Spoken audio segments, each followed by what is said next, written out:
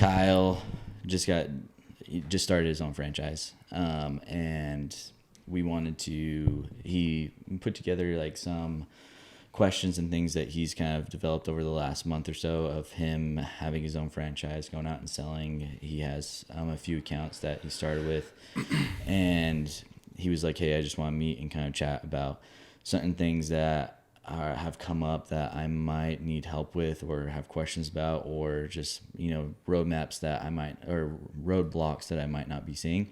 And we thought it would be good to record it just for the future, as far as like Night Owl Academy, like having this for people, future Academy students to watch. Yeah. And also for just our benefit, so that we can kind of look back. Well, I just need to talk through it. Like, it's actually a meeting I want to have. Yeah. And so it's I think the earlier before we started, you had mentioned like there's these like things come in waves and like crap comes, and I think what was happening was happening. I could feel like anxiety building a little bit. There was like contracts that seemed like they're going to come, and I didn't have the people. Like, it didn't feel like I had the people, and so I was like, crap. Like, it just felt, I didn't know what it was, but I just felt like a feeling like, hey, there's stuff coming. Like, I want to talk through it. And so, but not knowing what they are. And I think that's one of the most awesome parts about being a part of even like a good franchise, or having the people like you, is you've already been through it. And so I knew that you're going to have answers. And so I think everything so far that like I have done and have like, because there has been waves I've gotten through, it's because of the experiences that I had last year with you. But all my experiences it caps at all that you and I did together, right? Like, so all the roles through the academy, like I know, and all the things, but like the challenges that are going to come are going to change once I've gotten past a certain point of the things how you and I grew last year. Yeah. And so, I think what I want to do is kind of tell you what I've done and the challenges I've had, and like how I've overcame them a little bit, but then it's more like from this point on forecasting. Those are the questions, like trying to, what pitfalls or bottlenecks or things that probably will come up or that you've experienced came up, so that it's limited, so I don't have to quite as much. And I'll like try to like not breeze through some of them, because some of them are, we've already talked about these, but like right away, my biggest concern or paranoia was just like the payroll issue, or like we have accounts, we have people, there's payroll coming here in a few days, but I don't have, like, I'm waiting on a check because one of the accounts, it's just like, it's not normal. And so I get paid more frequently. And I knew that like, if I can just satisfy this first payroll instead of asking for money or floating money or getting some sort of like cash advance, and it's not even a big payroll, it was like a few grand. But like, I knew that if I could hurdle this thing first, then it'll probably, depending on the size of accounts in the future, it'll probably come up again, but not anytime soon. And so, the concern was like, well, maybe I just won't hire people. This is very initial, like very, very initial, before that was even an issue. And like, hey, I'm just going to work these accounts, Stetson, and save money, put payroll accounts, so that then as I bring people on, I won't have that issue. And immediately you just freaking squashed it. And you can kind of, if you would, like, share like what, maybe if you could hear and sense my panic and like have been there, and why maybe it would make sense to do the accounts, but then why ultimately, if I have whatever goal, which is just super high, like why it doesn't make sense to do that at all. Yeah. And I think that like you're unique in the way of where you're starting is far advanced to somebody that's just starting. Correct. And so like you have paying accounts, and you have multiple accounts, and you have your sales prowess is really, really good. And so like your ability to get new contracts is really, really good in that way. And just so there's not confusion, I guess maybe even just explain, like, the reason I have accounts is not going too deep into the academy, but how the academy works is like the last process is the sales aspect. And so like, as you're selling, Night Owl, when you go to start your own franchise, grants you or helps you get your first accounts. And so in my case, in the close proximity of where we started, some of the accounts that I had acquired, like I was allowed to keep those accounts. And so there was already relationships there. There was already and really good relationships, and the way that they paid. So it is unique, but it's also in a world, it wouldn't be very different from how a Night Owl Academy graduate would experience it, right?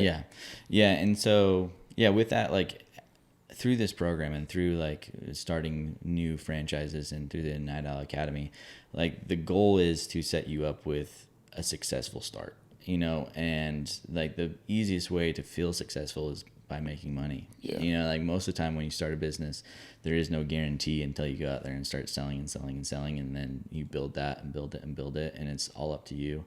And like with that, we want people that go through the academy, like they've earned the right to like start at a way more advanced spot. And so with the effort that you put in through the academy and the work and the hard things that you've done, you earn the right to start with 50 to 100K of gross revenue with your company. And so that will like make it so, hey, like I know I can at least pay my mortgage, and I know that I can buy groceries, and I know that I'll survive this start to make it to the next step. And so with that, with you and like knowing how quickly you can sell and knowing how good you sell, like you had come to me and you said, hey, like I have these accounts, I just want to clean them all myself, and I'm out there every single day trying to sell, like, get bids and get contracts, and I'm just going to kind of stack money for this first payroll into the next payroll and things like that. And like, I just knew how much time it takes to do the billings that you have, and how much effort that takes. But then going into the idea of getting new contracts and how much time those take in relation to how much time cleaning a building takes. And like at the end of the day, when you're in a growing phase of your business, you have to have room and you have to have time to grow. And like if you are kind of putting your time into a bucket that isn't really essential that someone else can do for you, then you're just bottlenecking yourself, or breaking your own ankles in the way of like you're not going to be able to do the next step, or you'll lose the new accounts or the old accounts, or stuff will suffer. Yeah. And what I think, like because that is a really like basic thing, and I knew that was the answer, but what had happened is it's really, when I wasn't last year doing all of the administrative things, like I never felt that like anxiety or that like paranoia crap. I just need to save a few months worth of payroll and then go hard hiring people. And so what happened is I knew that wasn't the answer. Like the second you opened your mouth, I'm like, duh, like, okay. But it's like a fight or flight, and not that I was flying or fighting. I didn't even know, but it just like, I wasn't thinking things through. I was just like immediate problem solving. And the immediate problem is I don't want to not be able to pay people. And so I'm going to try to solve this problem, rather than like looking ahead and saying, okay, what's another month of like maybe a little financial struggle. But if I do want to grow, like I have to put these people in place. Otherwise that I'm going to go boop and it's not going to progress. Well, and I think like with it too, and like a way to think about it is like, what jobs can no one else do in your business? Correct. And those are the things that you have to be doing. Like if there's jobs that someone else can do, it's worth it to hire that out. It's worth it to give somebody else that responsibility, because it opens up the gates of what you have to do. And like selling right now, like selling and going and getting new contracts, no one else can do. Your administration stuff, your payroll, your hiring and everything, like no one else can do. And like where you're at, even training right now, no one else can do. And so with these new contracts coming in, it's like there's certain things that no one else can do currently. And that those relationships building, the training processes and everything else, no one else can do. And so if you don't, everything else in your business, if you don't push it to somebody else and delegate to somebody else, like very quickly it becomes too much. And the biggest thing that I want to do with you is make sure that I'm creating space in your business to alleviate or prolong the burnout, because burnout comes with everybody.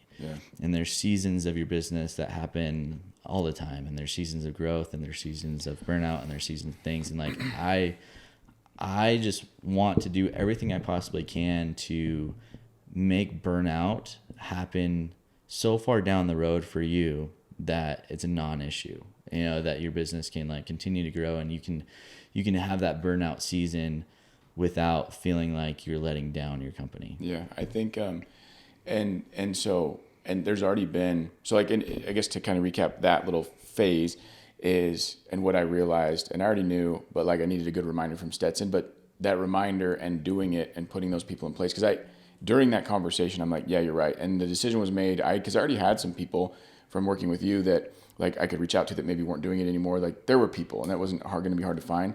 And so it was just, all right, like made the decision, didn't care, but I knew. And then literally that weekend, which you knew would happen, there were a couple accounts that wanted us to do some stuff immediately that I would not have been able to do, like period, would not have been able to do it if I wouldn't have a few days prior started the training process. Because it happened that the way that we train, that fourth day, like I had completed that fourth day of training, which is basically just letting them do it by themselves and then auditing it basically.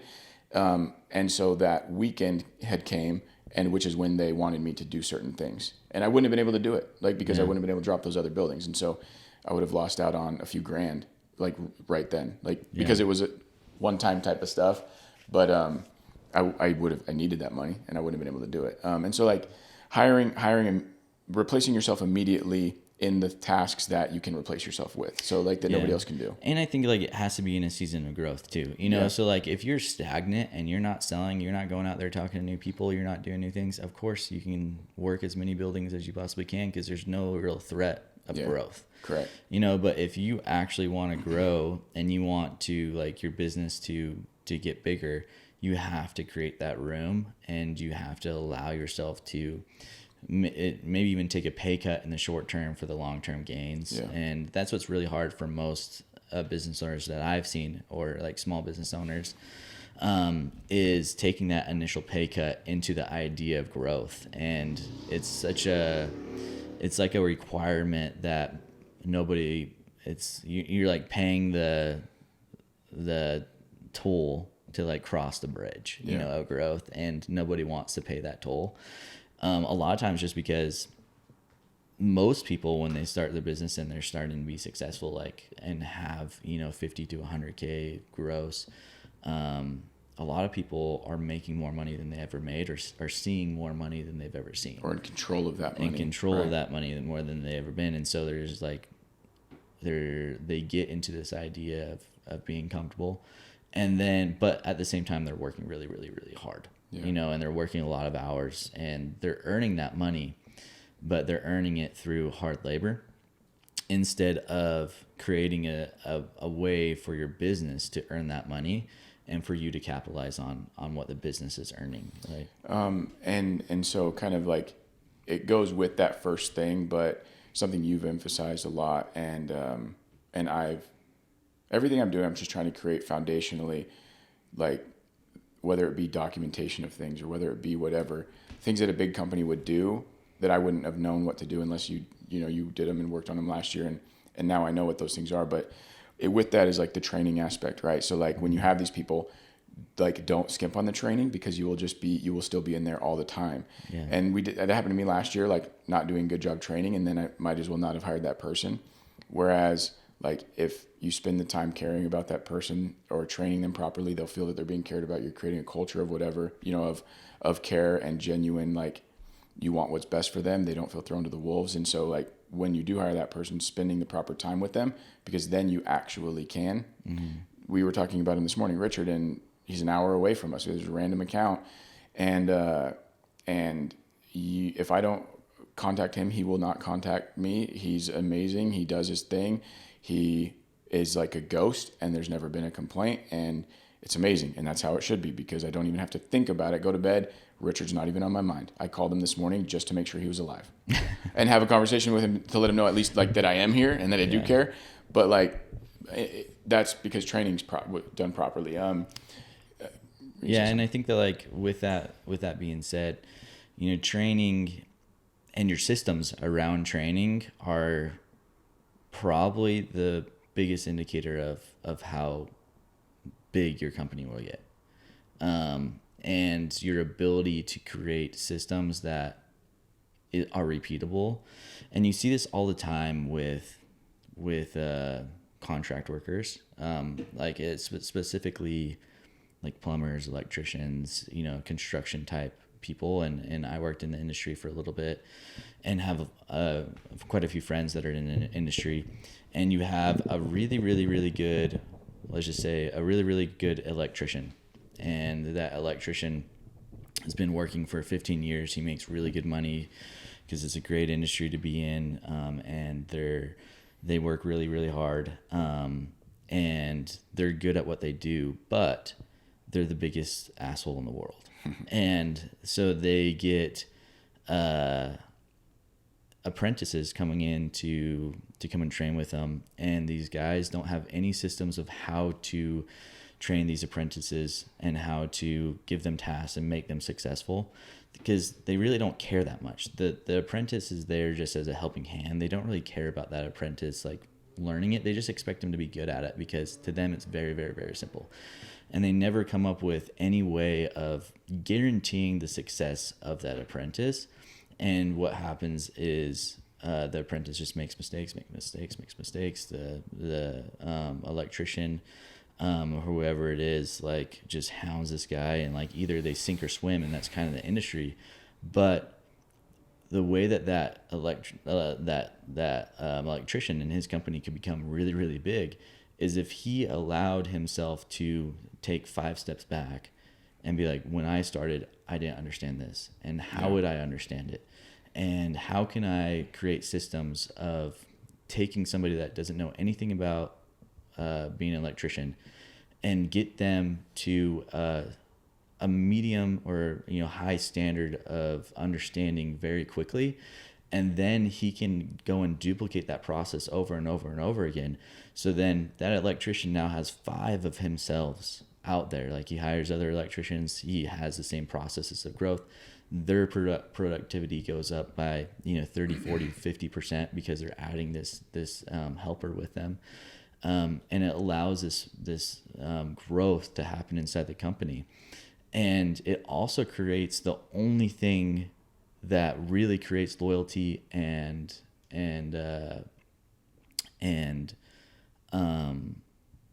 low turnover rate or retention is through training. Yeah. I think that you can be the nicest guy in the world, but it don't matter if they don't feel like they know what they're doing. They don't feel like they know what they're doing, and they don't feel successful. Like, Correct. You have to create the metrics for somebody to feel successful. And if you don't create metrics and don't create systems that allow somebody to grow or allow someone to know that they're doing a good job, they are going to leave. Yeah. They're going to find somebody else to work for that makes them feel that. And if you can do that well, it creates a loyalty, and it creates a pride that makes them want to stay because they feel like they're good at the job that they were hired to do. Yeah, and appreciated. Mm-hmm. So check that box, like that we did that, hired people, trained them on those buildings, and then accounts happened very quickly, like reoccurring, good, like not hard, but just multiple building accounts. Sign contracts. Then typically what we would do is like I'll go figure the buildings out if possible, or we'll figure them out. I don't have a manager always. Like, this is kind of always happening, but I'm always like looking for people that I could make a manager, so that maybe if they are in that position, they could help me start those buildings. And it's not like a new hire and we go in and we don't know what we're doing together. But I didn't have that person yet. And so I started the schools, right, like by myself. But then there was also an event at the center, and they were all simultaneous, because the one contract is Monday, Wednesday, Friday. Well, we had an event Wednesday through Sunday. I think, or Thursday through Sunday. And and each building's about 2 hours. So I knew if I'm going to go in, and I wanted to do it, so it sounds crazy, but it was going to be a 10-hour night, probably longer, because I don't know the buildings. I've only been into 2 of the 5, and they're small, not that challenging, but I just knew it would take a long time. It turned out to be like a 12-hour night. I had to go straight to the event center. Anyway, long story short, like, all of these problems came about, and so like it was forced to like find a solution, and that's kind of where And Sundays, we don't normally have events there. So in one day, I knew I had to train for the first time, new employees the following day when we were going to have another event or another cleaning. But what happened was, because didn't fall in a day that we normally have events, people didn't double check. So the schedule had been out for 2 weeks. They've been on the schedule, and I didn't make time to like verify because I didn't think about it, because nobody ever no-shows there. Mm-hmm. And then the day before, maybe it's 2 days before, I start getting people like, hey, I didn't realize this. I can't be there. So of the 11 people that we needed, I think we had 12 people on the schedule, maybe eight or nine actually said, I cannot come. And this is not a place you cannot do it with 2 people. You'll be there for 48 hours. Mm-hmm. And so, but then I had to train these other people. And so I was just like, holy crap. And it was just like, we got to figure this out. So I reached out to Stetson helped. I reached out to my wife's posting something on some mom's group, just like solving this problem, but it was like freaking chaotic. And then also like reaching out to current employees, because they're always asking, hey, I got a buddy this, I got a buddy that. So I put one post in our like group app, and ended up working flawlessly. We got amazing people. We got amazing employees out of it. And it's not just one-time temp employees. Like I've already put some of those employees into other buildings. So it worked out phenomenally. Mm-hmm. But what it helped me realize, and I got another contract to say yes that same time, like within the same days of the craziness, somebody else got back to me and said, hey, we want to move forward. I didn't know when, but that's the day I text you. I'm like, bro, there's some crap coming. Like I need to talk through some of this. Mm. And through that process, I don't say I already knew what to do, but it was reminiscent of what happened last year. And so it was like, oh, we started training Jessica at this point, or oh, we started, and that was you alleviating those things and prepared. Yeah. And so I think what I realized is and what I wanted to kind of talk about too is like, is it a revenue point? Is it just a feeling? Is it an amount of buildings? Like at what point are you actually putting that manager? Because I am at that point right now. Like the manager's already been identified. I've already talked to him. I already knew that I probably want to make that person a manager. And so like this upcoming week, guess what he's doing? He's spending every mother freaking day with me, and we're learning every single building, and we're teaching him how to be a manager. But it's going to be a couple week process, like how to be a manager, because when this other account starts, I need him to take over these other buildings, because I'm going to be involved in the startup of this, but then also moving forward and selling. So like I'm doing those things now, but it was like, it was insane chaos. And so the question is, like, at what point would you say, would you need to have an office person that helps you? Because like, at what point, and then is it a revenue point? Is it a amount of buildings? Like, how do you recognize that, identified as just in your gut? And I think that goes back to kind of like the beginning of the conversation that we had, where it's like, what in my business right now can I only do? Yeah, and looking at forecasting into the future of like, okay, what can I only do? Where is this going to bottleneck in the way of like, I am the one holding back the company? And when it comes to like hiring leadership and management and everything else, I think that like your leaders always appear. Like if you're hiring within, that somebody's a leader within a week. Yeah. You know that someone's a leader within a couple days even. And so with that, like identifying those people from day one of your business. So like if you only have a few accounts and you start hiring and someone is identified as a potential leader, I always want to tell them and give them the knowledge that, hey, I want you to go farther in this business. Like if you continue where you're at, you will get bored and you will want to leave. I recognize that, because you're the type of person that can be a leader, and you're the type of person that, is seeking more. And so like grooming that person from day one into the idea of them, getting more and getting more. I just had a conversation with somebody that we hired. His name's Tyler. And I brought him into the office, and we were just talking about his future. We were just talking about like, what do you want in 5 years? What does that look like? What does it taste like? What is it that you want to feel like? What does that dollar amount look like? What is a goal that you're working on today that you want to have achieved in a year from now? And we had a great conversation, and we had a great conversation about like him moving forward in the company, about Night Owl Academy, about different things that he could do or push himself towards. And in that conversation, he was like, I have never had another company look at me and think that, or have a conversation like we're having. I've never had another company pull me into the office and be like, hey, what can we do to like help you get better? What can we do to help you grow? And I think that like if you're doing your job as an owner, you need to be identifying those people that can take away those positions that are only you positions right now. And so as far as revenue or as far as like time or whatever it might be, I like to go off of, extreme ownership. He talks about leaders, and he talks about like what's possible for one person to actually manage and be a leader for. And for him, it's a team of 5. One person can lead a team of 5, and then you need another leader that's leading, 5 leaders, and then it goes up and up and up and up. And to put that into like janitorial, I kind of translate that to buildings, not necessarily people. And so like one person can really honestly and truly manage like 5 buildings well. And the more buildings you give them, the worse their management gets. And it really just depends on those buildings too. Like if they're super big buildings, like maybe 3 is like the actual number, but you could push them to 5. Yeah. And then it really just depends on like how hard of a contract it is as far as like hiring people and keeping them there and things like that too, as far as managing goes. But I think, to answer your question kind of more plain, it should always be, my time is kind of being taken up too much, and what can I do to replace myself in those times? And so, looking at those buildings, for me, I have the mentality that as soon as I get a contract, I want to be out of that building completely within a month. And so that's starting the contract, learning how to clean it, hiring people, and then having someone managing it for me within 1 month. And that's my goal.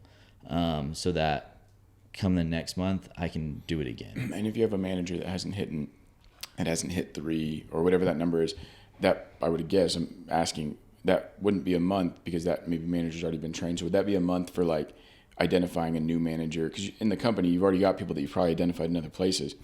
But is that like training them to be that person? But if you have a manager, that would be faster. That is then take on that building. So if you have a manager, you could be out of that building within 2 weeks. Yeah, that's what I figured. But if you don't have a manager for a certain set of buildings, it might take you a month. But from the first people that I hire, I'm probably looking for a manager in that group of people. Yeah.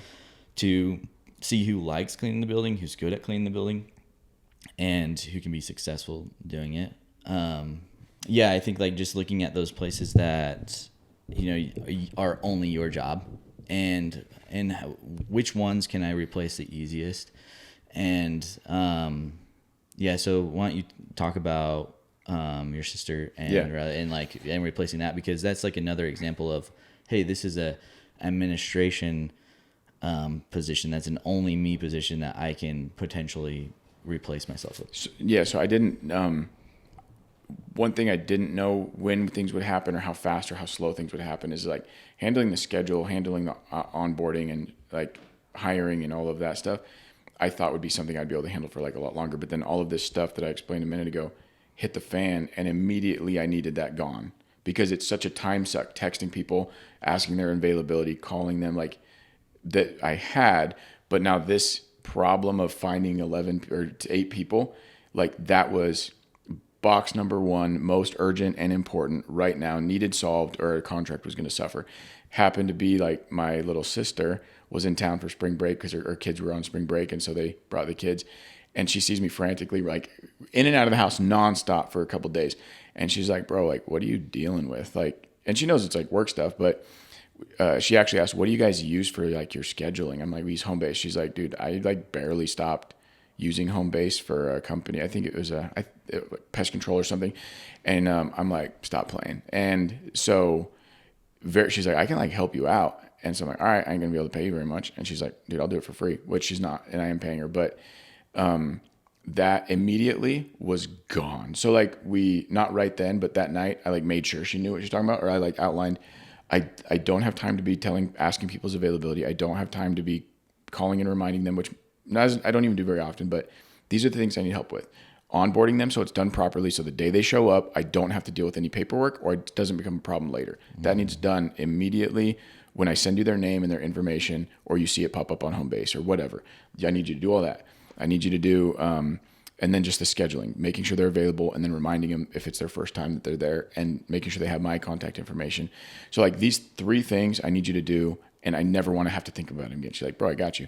And that was immediately gone. And that was an enormous part of the stress during that time, is I needed not only to find people, but then make sure all this other stuff happened so there wasn't problems down the road. Yeah. With the taxes or with whatever, or audits, like really important stuff. And I think like with that, it's important to kind of know and see like where you're at and different things. And I think it's really good that we're bringing up, because like what's awesome is that Riley, right? Yeah. Riley already knew how to do all of it By chance. but for you to have this huge weight taken off your shoulders, you would have had to create a system and a training process around that, to where you could train somebody through that process and then alleviate from your plate. And so that's where like forecasting and things, come up, where it's like you should always be constantly looking at what do I need to create to alleviate these problems of myself. And like that's what I've been doing over the last year or so, is just like creating these systems and these training programs and these things, or of like finding systems, or like home base, or finding whatever. systems or whatever it is. But then like once you find home base, you have to figure it out. And so that's the requirement of being a business owner, is that before you can alleviate yourself from a task, you have to know it so well that you can explain it to somebody else so that they can be successful with it. Because the chances of you being able to throw something at somebody and then being successful with it are very, very, very low. Yeah. And so with that, with Riley, like already knowing, like it's like a perfect, example of that would have never been able to happen without her having that other knowledge. And that's like an expensive knowledge to know, like, because she's your sister, you don't have to pay for it. Mm-hmm. But if someone else were to come off the street and already have that knowledge, you're paying them more because they already have the knowledge that you need them to have. And part of it too is like within the home-based system that we use, or the app, there are a lot of resources. And so even because I relied so much on Norma last year, I didn't learn the onboarding system like I should have, as detailed as I should have. Like, and you did that, and then she did it, and I was kind of like, here's some people. Like I knew it and I could figure it out, but it became a crutch. Norma became a crutch really quick, where I didn't learn it like I should. But I've had to recently, right? So I did know it, but then also when there was 8 people in one day that you have to track down, get their stuff, like it becomes a big headache. So, and there was like a day or two, day and a half lapse where I still, though, called on base, set up an appointment, and Riley claimed that she knew what she's doing, but I was also wanted to freaking make sure she did. So I set up appointments with home base and her, so they could have, so they could review these things that I want her to do, that she actually knows how to do them. She walked through. They spent 3 hours, like on an hour on each of these things about, and so like she was brushed up on it. They did things together so that, like, I literally don't. So training, not really, but by the people that run the program that do it the best. And I've been in, even though I told her I'm only going to use her 3 days a week, I've literally hit her up every single day, like a list of like, hey, these are the things that if I were doing them, I would need done. If you can help me, great. If you can't, and every single day it hasn't came up, and people have been showing up on the schedule. And using Riley as like a source again, is how, what I would do if I was to leverage that as like my sister's doing this for me, is I would ask Riley to then write down and document everything that she's doing so that she can create a training manual that then can be passed on to somebody on the next Riley, because so she is actually replaceable. So she is replaceable, because like right now you're creating like such a asset in Riley, but that asset, she could stay with you forever, but it's probably not going to happen, where you need to hire somebody local. You need to hire somebody that, can be in person, like doing these things, or not. But you're going to have to hire somebody else. But that being able to have Riley create a system that then can be transferred to the next person, alleviates that again from you. But I think like a lot of this comes down to everything that you do in your business needs to have a system around it. anything that you're doing needs to be able to be replaced from replicable. you, replicable or replaced. And so like whether it's you're going and you're doing a sales call, or you're picking up supplies for your business, or you're setting up the janitorial closet for the first time, or you're training your person through the first day through their first week, or you're training your manager from the first day to the end of the first month. Training the trainers, like all these things have systems. And if you want to grow and become a company that can flourish on its own without you, every single one of those has to have metrics around like being successful. And what does that mean? And most companies and most people don't ever think about this. And so they are solely reliant on their knowledge. And like a lot of people, like a lot of the older generation of business owners, they almost relish in that knowledge. Or the guy. They're the guy that they want to be the person that everybody has to come to find the answer. And I have a buddy that just bought a gutter business, and they bought it from a guy that had been running it for 40 years, really successful business, had grown it to, a medium-sized business, but it was never going to grow bigger than a medium-sized business because he was the gatekeeper of all the knowledge of the business. And like when they bought the business, it was him sitting at a desk trying to tell them all the knowledge that he had, that nobody else had, that was never written down, to make the business work. And the fact is that like he wanted that knowledge, like he wanted to be the person that had it. And there's a lot of people that take pride in being the person that like has all the answers that nobody else has. And all that it does is it kills the growth of your business because you're prideful. Yeah. Give it away, give it to somebody else. Yeah.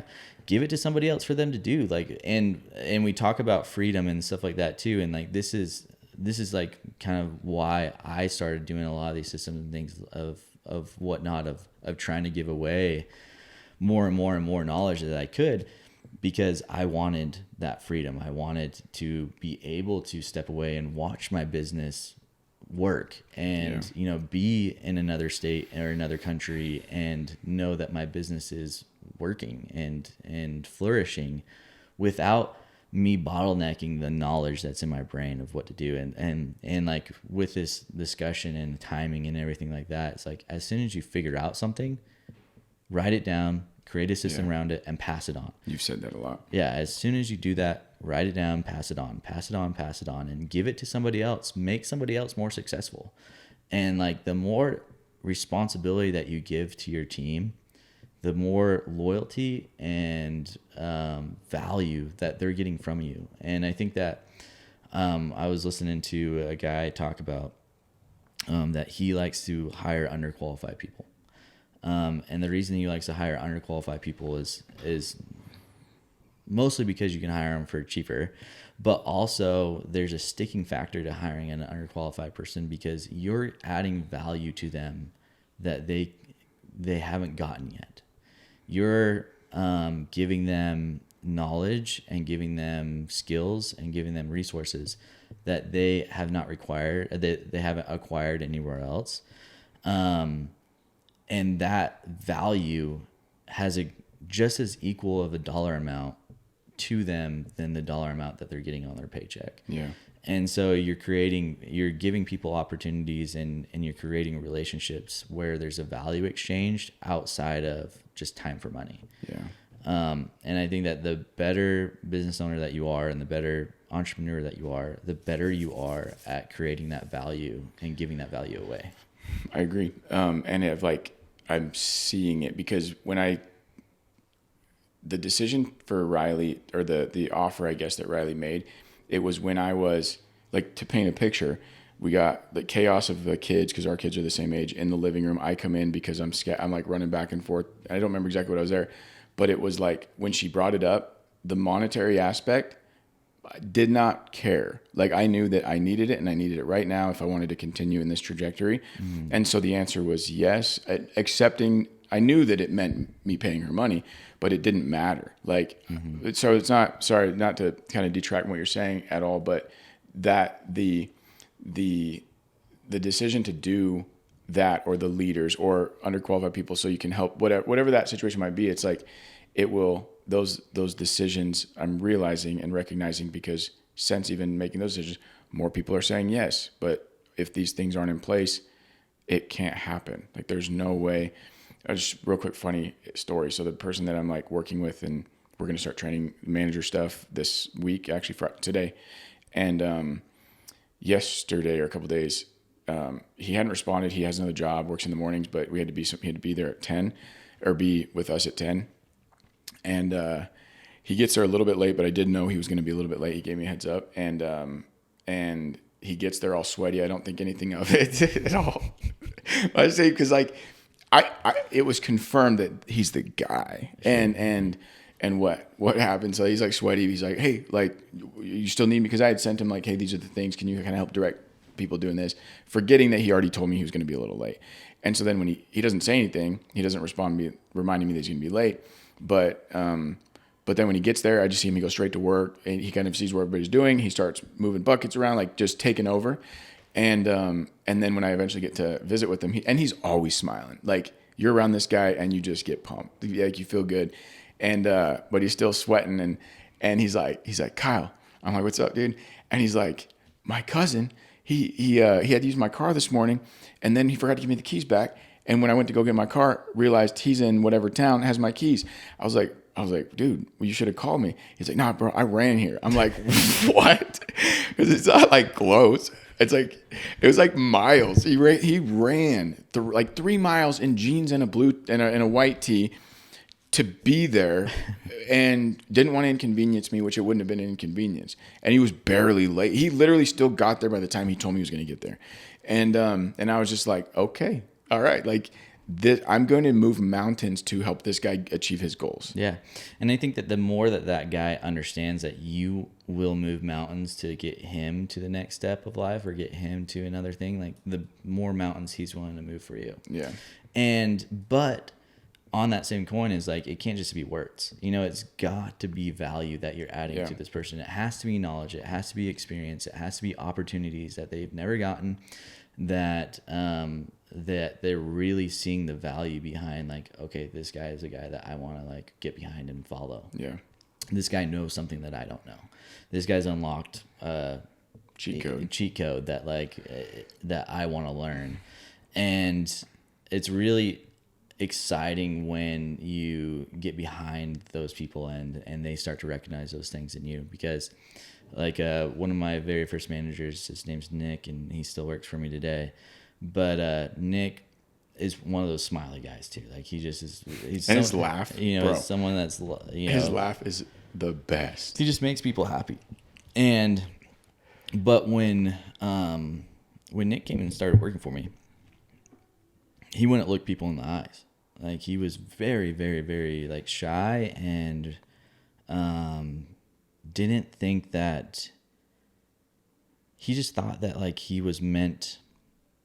In my eyes, it felt like he thought that he was not meant for anything great, and that he was just meant to be a normal person and meant to just be a standard worker and work, low end jobs and never really have responsibility, and he wasn't worth the responsibility.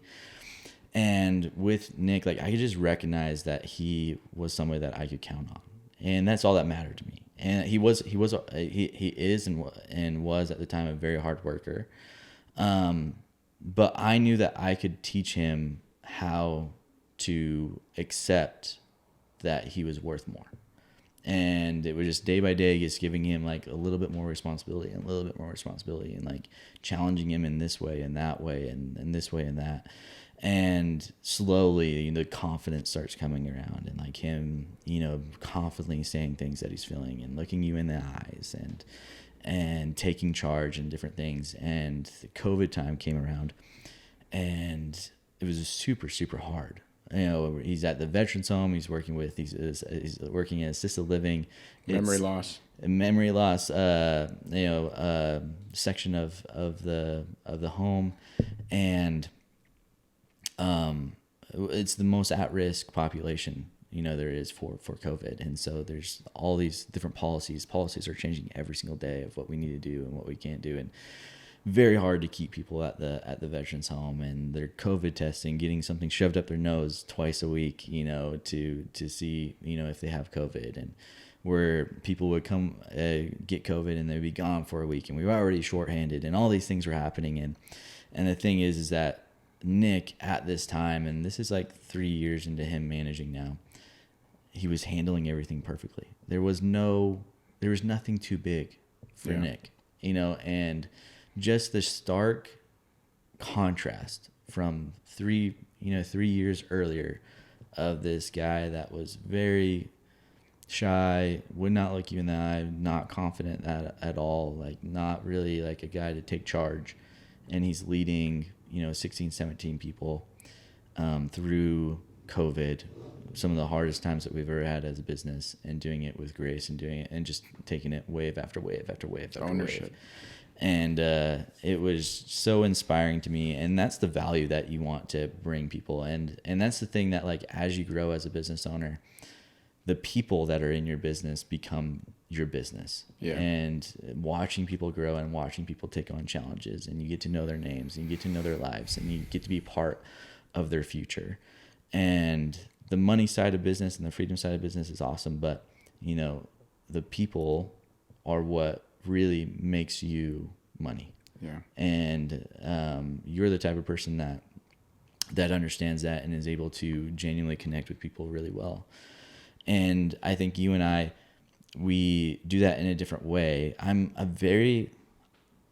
Unless I'm like very close with you, I'm a very serious person most of the time, and I'm pretty quiet, I'm pretty observant and things. And so, it takes a while for me to warm up and to be jokey with people sometimes. But like with you, like you have a natural way of just making people feel good and making them feel successful and being their best friend immediately. And I think that's why you're going to be so successful, like with your business, and the way that, like, as you get better and better and better at replacing yourself in these situations, like whether it be manager or worker, administration stuff and things like that, those relationships that you're building and the confidence that you're putting into people are what's going to make that grow as fast as it possibly can. And like with you going out and selling and having the abilities that you have, taking those same skills into the sales aspect of the business, like there's no end to what you can create. And I'm really excited to see how quickly you grow compared to me or anybody else that I know, just with doing what you're doing as far as asking the right questions and reaching out to people that have different knowledge than you do or different skills that you want to acquire, and gaining those as quickly as possible is cool. Oh, and I know here's what happened and why even after you and I spoke to have this call, and to keep talking, we can talk about like the other section of what I want to talk about, like either just you and I or another thing, but on the podcast. But what it was because there was some chaos. I knew there needed to be some training. I've gotten a little bit behind on like the administrative documents and I've been from like even just like the folders and where I keep things. And last night I knew this already, so last night I did it, but I'm like, contracts or bids are just ending up in the drive, but not where they need to go. Like little stuff, but that was happening. So I was like, okay, maybe after whatever this next contract, whatever the next one I get, maybe I pump the brakes a little bit and I regroup.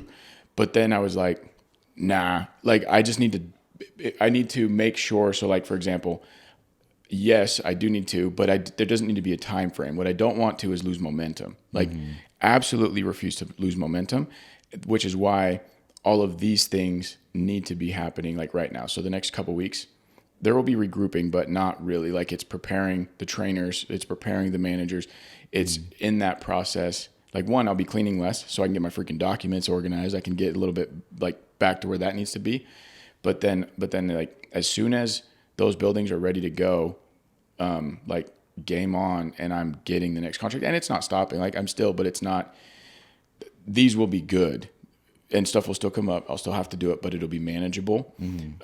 Because I don't want to slow down like at all. Yeah. And the fear was like, I don't, the feeling of like, okay, stuff's like chipping away and the goals, and I talk crap all the time, like jokingly to you, like you'll get text from me at like 4 a.m. Clearly you're like, oh, he must've just had to work all night or whatever. Like you've been there and you know, but it's like, I'm motivated at those times. Like the thought that I had probably the last time I sent you, like, dude, I'm doing this year, like whatever that number was that I sent you.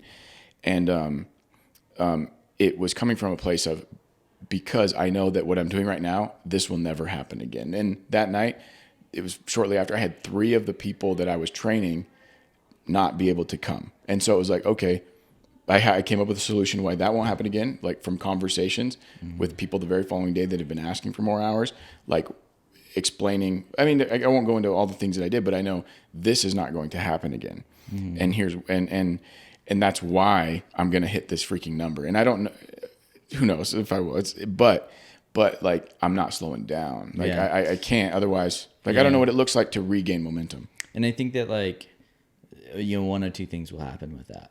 It's you either won't slow down. I guess like maybe 3 things. You either won't slow down and everything will go perfect, Which it won't. or you will intentionally slow down, to try and catch up on this, that, or the other, or you'll be forced to slow down by outside sources, whether that be a bunch of employees quitting or whether that be your training program or whatever. And like, when you're forced to slow down, that's when you really learn where the leaks are in your boat, Which I guess, I agree 100%. And so when I say I refuse to slow down, I'm not taking a month off of not selling or contacting people. Yeah. But it's making sure. So there is a slowdown happening right now, I guess, right? Like, which is the making sure the trainer is trained, or making sure that the manager knows what he's doing, making sure he's confident, making sure he knows the buildings. So there's like, so the next couple of weeks of me being up at night is still going to continue. And so I'll probably, but yeah, so. And I think like one way to look at like everything that you're doing right now and the sleepless nights and, the 4 a.m. text or whatever it is, and, working all night long, all those things are required to get to the next step, you know? And so that's how I look at things. And I think that's, how you started to look at things is just like, that idea of like, okay, this won't happen again, or this, this is something that I want to try and avoid. It's almost like good when you feel those things, because you're just like, oh, if I create this system, like this won't happen.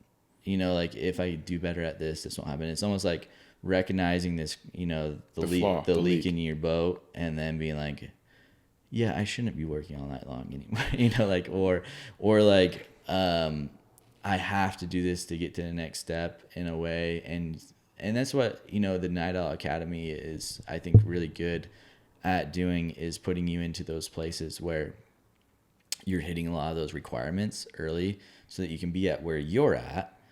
Your business is growing, you're making more money, you're getting more accounts coming in.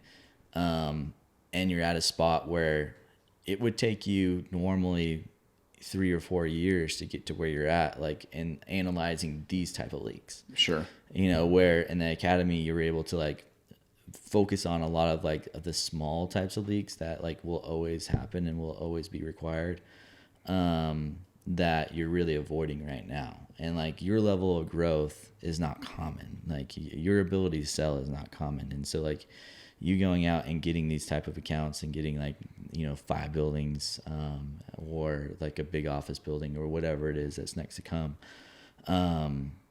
isn't common in the way of like people getting that in their first, not even full month of owning 1 their month business. yesterday. What's the date? Yeah. 1 month yesterday. 1 month. And so like you're bringing in, and I don't know what all those, equate to as far as like gross, but you're probably looking at 100,000 plus of gross coming in 1 month. Oh no, but not like gross coming in like over the year, 100,000 like total, of new accounts coming into your business, which is freaking 1 month's worth of effort. You do that over a 12 month period, that's $1.2 million, of accounts coming in. But like the thing with that is I would kind of schedule in slowdowns. Like checkpoint restarts. Yeah, I would, because like you said, like you can either like keep going at the same pace and like, you know, it goes flawlessly, or you're forced to slow down, or you decide to slow down. So, and I think that's kind of where it was like, hey, what do you think is next? We won't go into it, but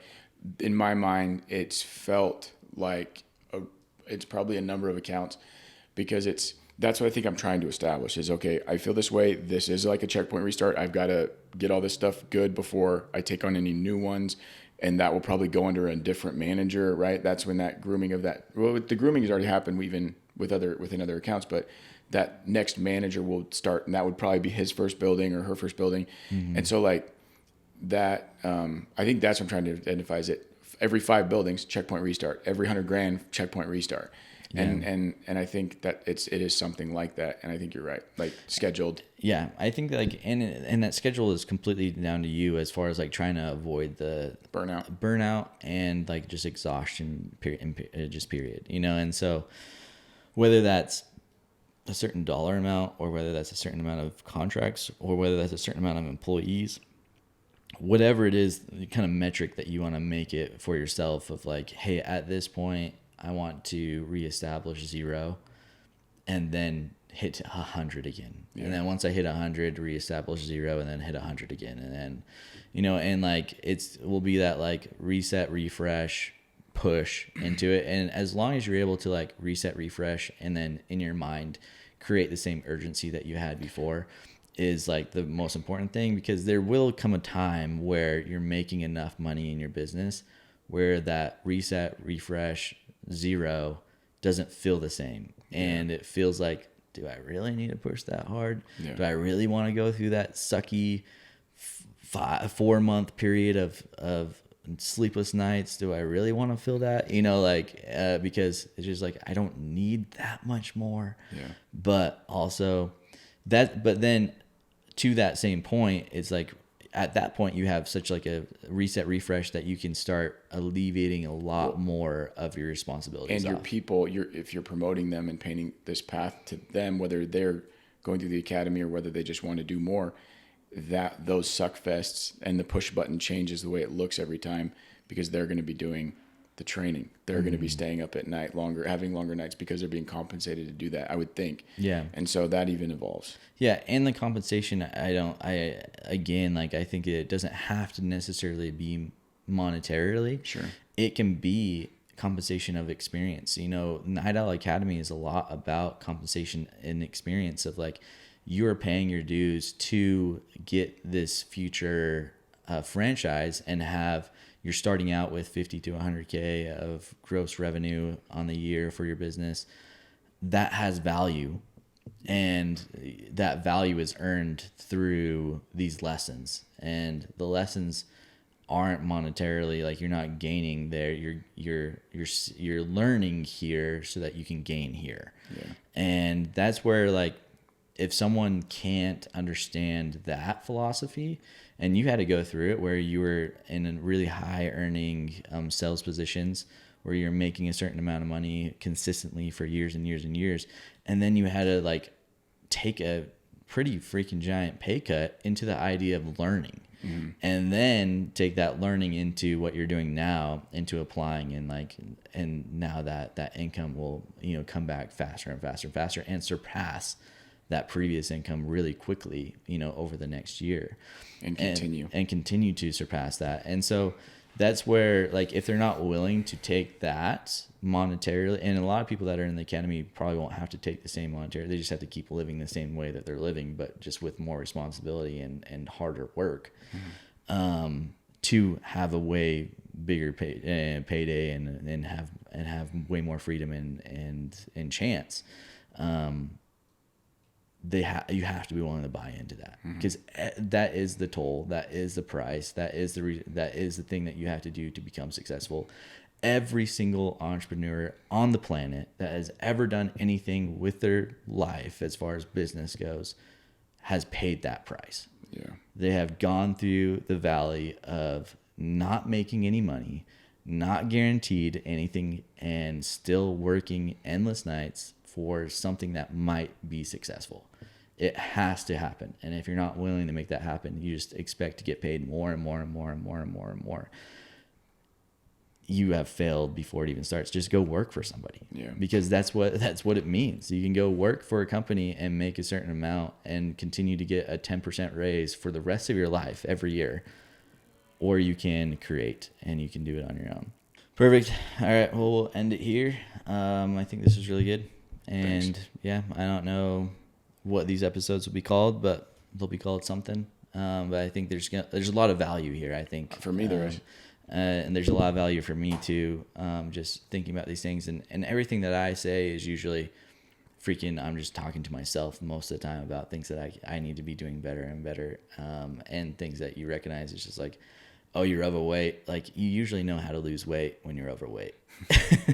Like, but you just don't want to do it. You know? How to lose, like, meal prep or what to eat to lose weight. But, bro, just don't eat the bull crap you're eating, like, or whatever. Just less calories in than are going out, Yeah. type idea. But sweet, we'll end it here. We'll reconvene next week or whenever. Sweet.